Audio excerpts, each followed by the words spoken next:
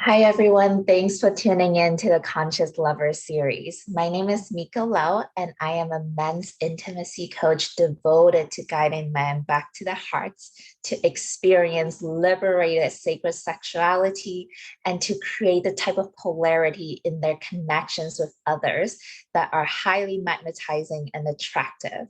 And joining me today, we have Jeremy Roadruck, who is a transformational coach, speaker, teacher, and multi-time international best-selling author with over 27 years of professional experience helping others. And I'm just so honored that I get to pick Jeremy's brain today all around consent and what it means to be a conscious lover. So welcome, Jeremy. Yeah, Miko, thank you for having me, and thank you for this kind of a conversation. There is a lot of judgment and shame and fear, honestly, for a lot of guys on being a sexual being and being in their bodies. So I think this is such an important conversation, and this whole series, just to bring different elements and different aspects so that guys see there's a lot of crayons in the box. It doesn't have to be just one color all the time. There's a lot of flavors and a lot of ways to play this game of life and love. Oh, that's so beautiful. I'm a very visual person, so that crayon, different colors like that really resonate with me. And thank you so much for that beautiful reflection. So, Jeremy, I would love for our listeners to get to know all about you, kind of hearing about your unique spin and perspective on this conversation. So, share with us, how did you get to doing the kind of work that you do today? Okay, well, that's a great question because it's a long circuitous, twisty, turny thing. I kind of just grew into it over time. My professional background, among other things, I'm a hypnotherapist. I do neurolinguistic programming, but I'm also a kung fu master, and I ran a martial arts school for a very long time, working with families and kids primarily. And I was one of those guys that the problem kids, the difficult kids, those are the ones I gravitated to because I was one of them at one point. I had a lot of struggles in school, had a lot of issues with anger. At one point, when we lived in Saudi Arabia, I was getting in fights pretty much every day. And I was on a first name basis with the principal. And the school we were at had like 4,000 students. And I knew the principal first name because I was in so often.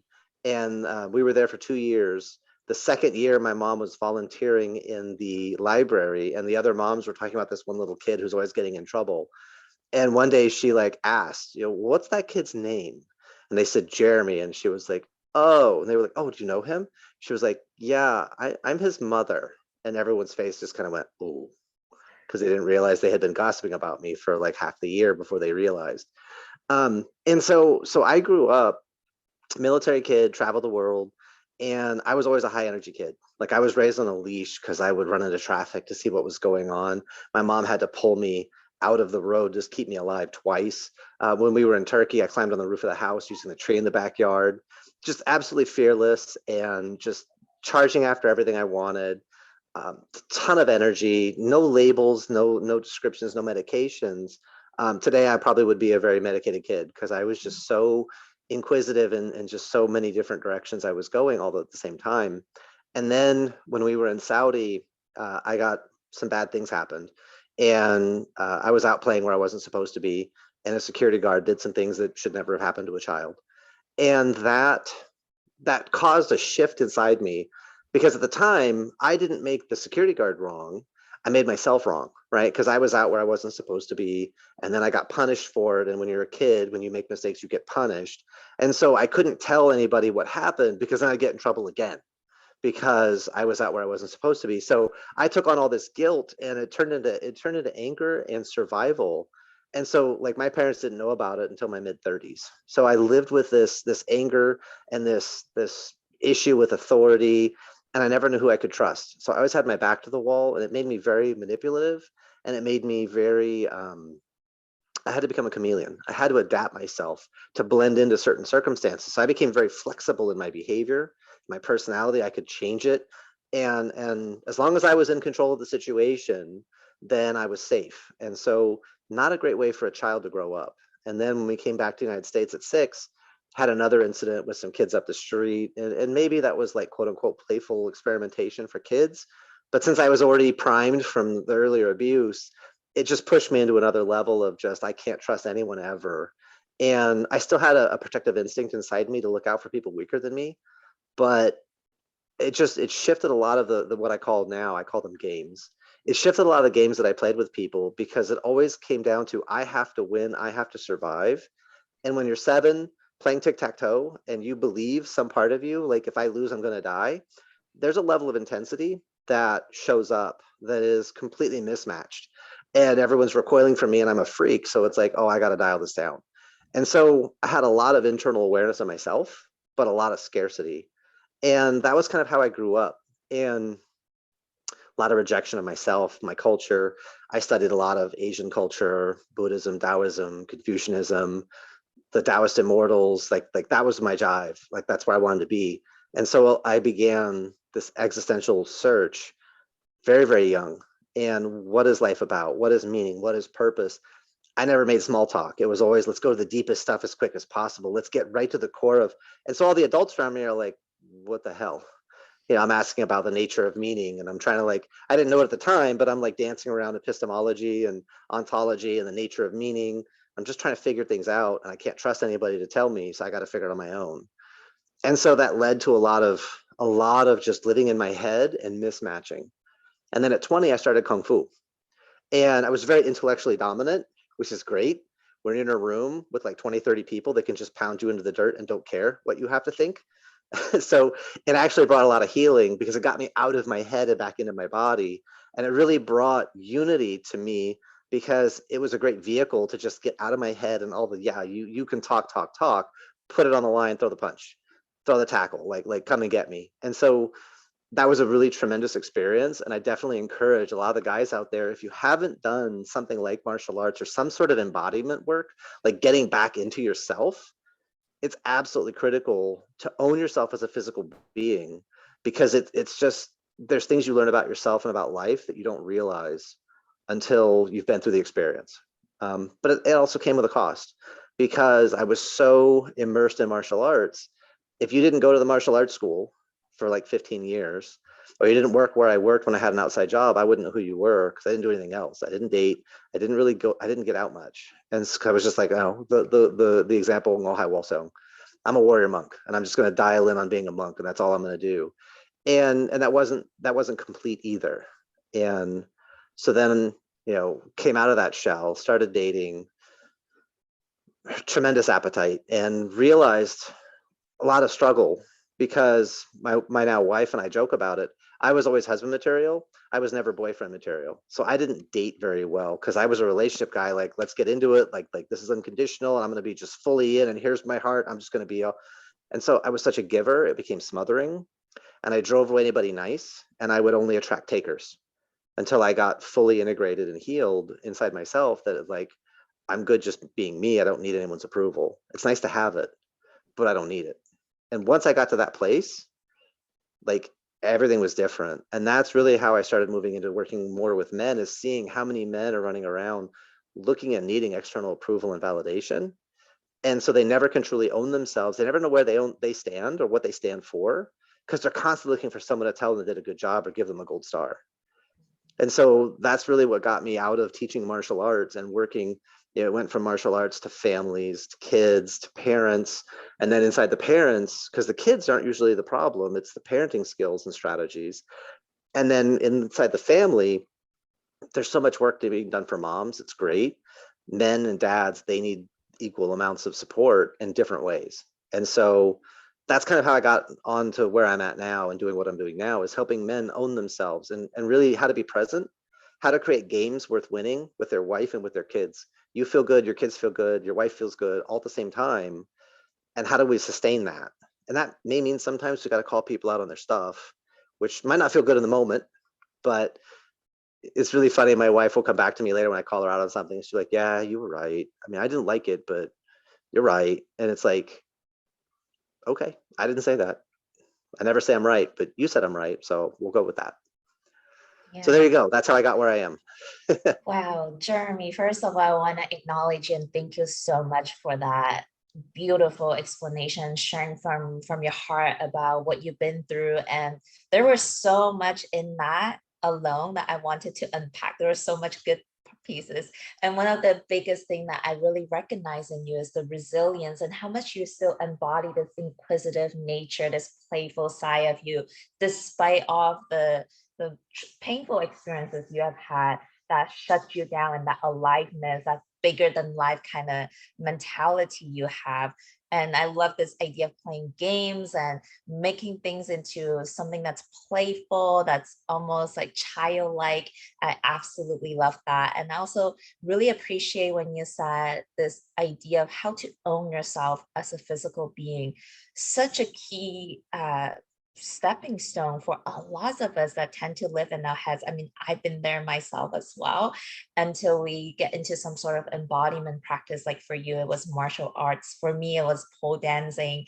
And it's almost like we open this gate that unlocks everything that we know up here to embody it with our entire being. And it is such a powerful shift that also come with a lot of the shadowy sides, the painful emotions that we have repressed, that we haven't integrated.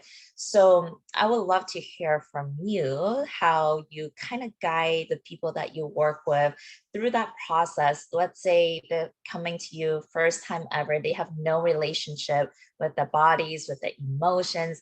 How do they get started? Well, the first thing I think is important is to unpack the idea of fault, blame, guilt, and shame, because those are all forms of manipulation, and they require, like, you have to buy into a certain level of social contract, and it doesn't work when you cross cultures. Like trying to shame someone who doesn't share your values, it's like they just look at you weird. So when people are shaming themselves, when they are making themselves wrong, it's hard to get any progress or any growth. So we've got to put a stop to that first, right? You are where you are for a variety of reasons. Some were within your control and some were not, but you are where you are. Are you happy with that? Are you fully satisfied, or do you want something else? And usually the answer is something else. All right, cool. So now we can build from there, because we start with just a baseline. You are where you are. Like it's not good or bad or right or wrong. It just is. What do you want? And that usually, that question for a lot of people is really, really difficult, because what do you want? It's like, oh, well, I can't say what I want because I don't deserve it, or I think it's too big, or it's too this, or it's too that. And there's all this projection. And it's like, no, I didn't ask all that. I just said, what do you want? And they're like, well, I don't know. Okay, cool. Now, again, we know where we are. So if you don't know what you want, then does it make sense? You're never going to have it. So now let's work it backwards, and we flip the polarity. So what would you hate to have? And we write all that stuff down. Great. Now flip it around. What's the opposite of the things you would hate to have? That's probably what you want. And then how authentic does that feel? And so we start getting into that idea of take away the stigma. And then whatever it is you want, how does that feel? Does it feel congruent? Is there part of you that's lit up by that, and part of you that's like tense around it, or scared or nervous? So that's how we start to get people to start really paying attention to their feelings, but not in a way that is like a reactionary tilting at windmills, I don't deserve, but more from a, oh, that really challenges me. Okay, cool. Well, that's where the growth is going to be. Because if it doesn't challenge you, it doesn't change you. But we don't want it to crush you. And that's the key, is like the degree of, so I use a metaphor of QWERF, crawl, walk, run, fly. Crawling is when we play step-by-step games. Because like we get you off the couch, we get you moving forward, and yeah, but it's crawling. Okay, but you're going to lap anybody still sitting on the couch complaining. So crawling, step by step, walking, make it smooth, run, make it fast, flying, make it amazing. So it's the idea of how quickly, because we're just building new muscles and new skills. So how quickly can we move that, right? I have a client I just talked to this morning, and we're doing a SWOT, strengths, weaknesses, opportunities, and threats, in 5 different areas of his life, like how he sees himself as a husband, as a father, as a son, as a teacher, which is his career, and then as a man. And he's got all of those parts of him arguing with each other and yelling. And it's easier for him to write all those weaknesses and discount all of his strengths. I'm like, well, what's a strength? He's like, well, I'm nice, but that's just a bullcrap term. And I'm like, well, hold on a second. When you say you're nice, what does that mean? He gave me some examples. I was like, oh, so when you tell me you're nice, you mean that you're being thoughtful and you're being considerate of others, and other people matter to you more than just yourself only. Those sound like strengths, don't they? And they're much more meaningful than just nice. And so it's helping pull that meaning out, because we discount stuff. Well, yeah. I just do that because that's just who I am. And it's like, well, hold on. that's amazing, because there are other people who make completely different choices, and you need to stop discounting yourself for the cool stuff you're actually doing. Like when we work with kids, do I want them to remember the 4 things they messed up today, or the 83 things they did awesome? So when they go to bed tonight, which energy do I want them to hold on to? What they did well, or where they could grow, or a little bit of both, but I'm going to weigh it towards the, you did awesome today, I'm really proud of you in these ways, versus they go to bed and they know, well, dad's mad at me because I messed this up. It's like, yeah, I'm not happy about that, but that's okay, because you did this and this and this, and we can learn and work on this, right, kid? Okay, fantastic. Well, I love the fact you're willing to learn and work and improve and be accountable. You're amazing. Then you give them a hug and they go to bed and they're like, my dad thinks I'm amazing. What kind of life do we build? What kind of world do we build raising kids like that? Encouraging ourselves like that. So it's getting those ideas to link together. Mhm. Yeah, the biggest thing that I hear from all of that is this power of clarity. Oftentimes, like we are our biggest shamers. We come up with all of these meanings and descriptions of what's happening that oftentimes is neutral, but we add the meanings to it that inflicts shame upon ourselves and things that probably isn't really happening. And then this idea of discounting ourselves is so common in our society. And the way I see it is the inability to receive. The inability to receive appreciation, love, and nurturing, this positive reinforcement. And it is something that I coach with men, is the idea of embracing the feminine essence, is allowing and receiving and surrendering. And that's something that can really change our entire way of being the moment we allow ourselves to receive. So thank you so Exactly. much. Yeah, Jeremy.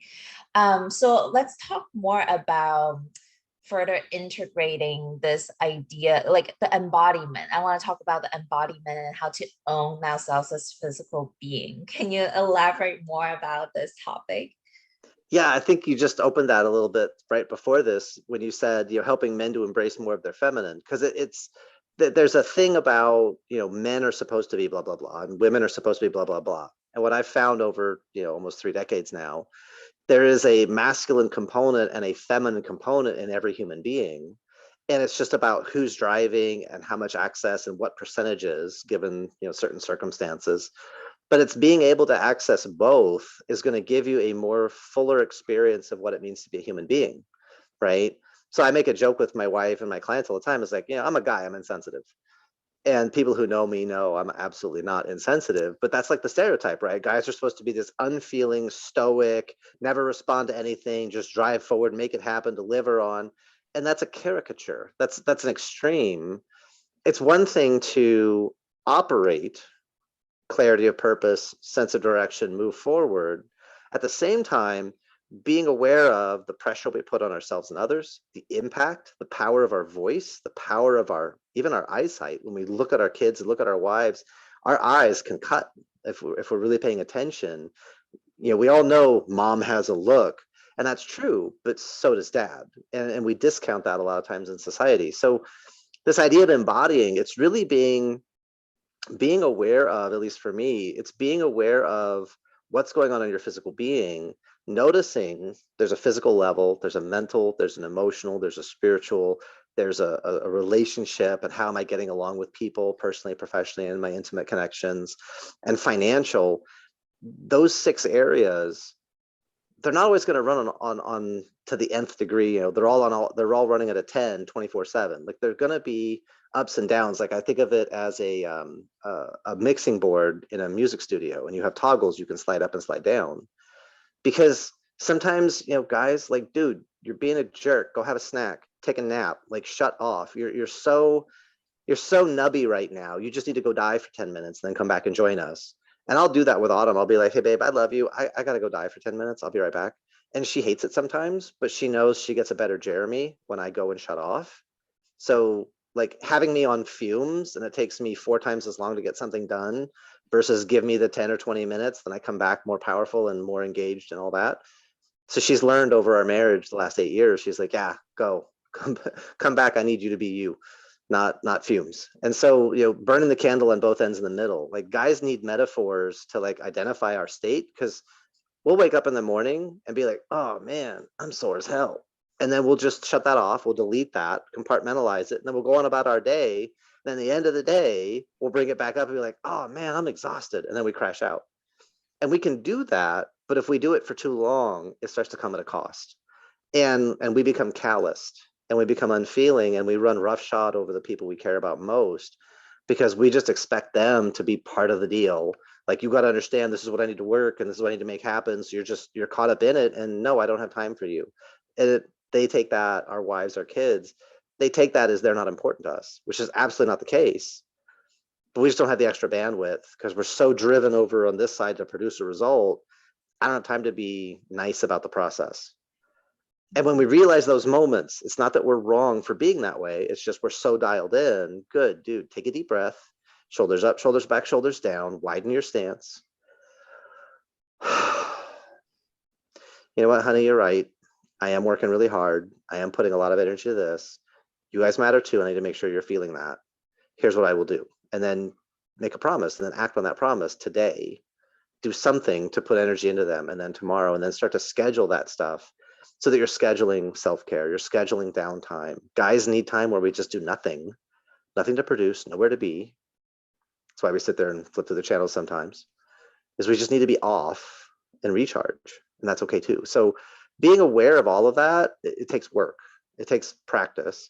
So then you go back to the feminine, being open to the feedback from your wife, from your kids, like, hey, we miss you, we love you, creating language around that so that we can tell each other, look, no attachment, no attack, no judgment, not mad, we just miss you. And we know you're working hard. We'd love to feel like more of a priority to you. How can we do that? And so using a lot of how questions and what questions makes it easier to take that pain out. Why tends to spin and cause pain, because it's like, why aren't we a priority? Or we don't feel like much of a priority. How could we make that different? Those are two entirely different trajectories. And so being aware of just the impact of those questions on your body, not react to what you feel right away, not yell, not scream, not throw, there's a time and a place for that stuff. But if that's your knee-jerk reaction to everything, like, dude, you need to take a breather, you take a break. Yeah, Jeremy, I love how straightforward your approach is, calling people forward and just being brutally honest oftentimes is what we need to shift the ways that we are operating. And the way everything that you just said, I see that the men tend to be really good at compartmentalizing who they are, Absolutely. what they do. But then coming back to the feminine essence, that's about being in this fluid, like non-boundary kind of essence that is like embodying all of it. And how can we focus on our ways of being instead of compartmentalizing? So as we are wrapping up this amazing conversation, I would love to hear from you. What are some of the most powerful shifts that you have seen in yourself and in the people that you work with once they devote themselves to doing this inner work? The biggest thing, I think, is when guys start getting out of expectation and into appreciation. They appreciate themselves for how they show up for their families. They appreciate their wives. They appreciate their kids and go, you guys are just freaking amazing. I'm so glad I'm here to be doing this with you, going through life like this. And yeah, there's struggle and there's challenge and whatever, but this part's awesome. And when guys start to show up that way, marriages transform, relationship with kids transform, because we start to actually notice what's really going on. When we're in expectation and we're in obligation, then a lot of times we get so wrapped up in the process, we miss each other. We miss the moment because we're too busy on other things. I got to get this done because of this, and the sequence.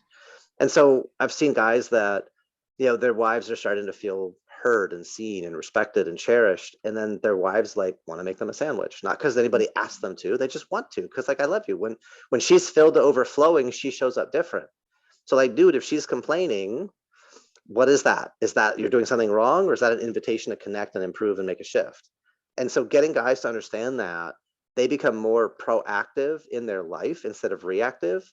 Their confidence goes up, their clarity goes up, their tension goes down, because they're able to listen not to what is said, they're able to hear what's coming before that, and they can connect to their wife's heart, connect to their children's heart.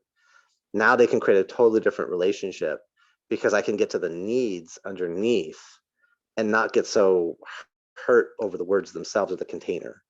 when your wife says, well, I don't even know if we should even be together, that's not necessarily an attack. That can be a question and an opening for you to step in and say, oh, I know the answer to that. Here's why we're together. And yeah, this moment is difficult, but I'm certain of you and me, and together, when we're aligned, lives transform. I mean, look, we made lives. And you can own that moment and own her as she can lean into you. There's a confidence and there's an impact there that bleeds into other areas of life, because you're just like, damn, I owned that. That was awesome. And you give yourself appreciation, pat yourself on the back, be like, hell yeah, dude. It makes life a whole lot more fun. Jeremy, I just want to acknowledge you like throughout the entire conversation today. I can really truly feel how much you have utilized your own experience and now creating opportunities for other men to step up. And your approach never felt a sense of like shaming or blaming. Like it's always an opportunity and invitation for these men that they get to step up and be the best version of who they are. So I just want to say thank you so much for the work that you do. And I hope everyone listening have been taking down some great notes. There are so many tangible tips and tools that you can start implementing right away. So Jeremy, if our listeners would love to stay connected with you and continue to learn more, how can they find you? Easiest way, honestly, you can go to jeremyroadruck.com, and that's our main site. And then I'm on YouTube. It's still on the old, just look for Jeremy Roadruck on YouTube, you'll find me. And then I'm most active on Facebook.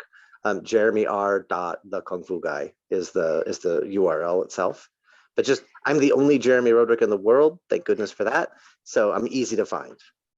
Awesome. It's so cool that we have our first ever Kung Fu martial artist on here. So thank you so much for joining us. And thank you everyone for tuning in. Please share this if you resonated and bless another man's life by sharing this with them. And until next time, we'll see you again. Bye.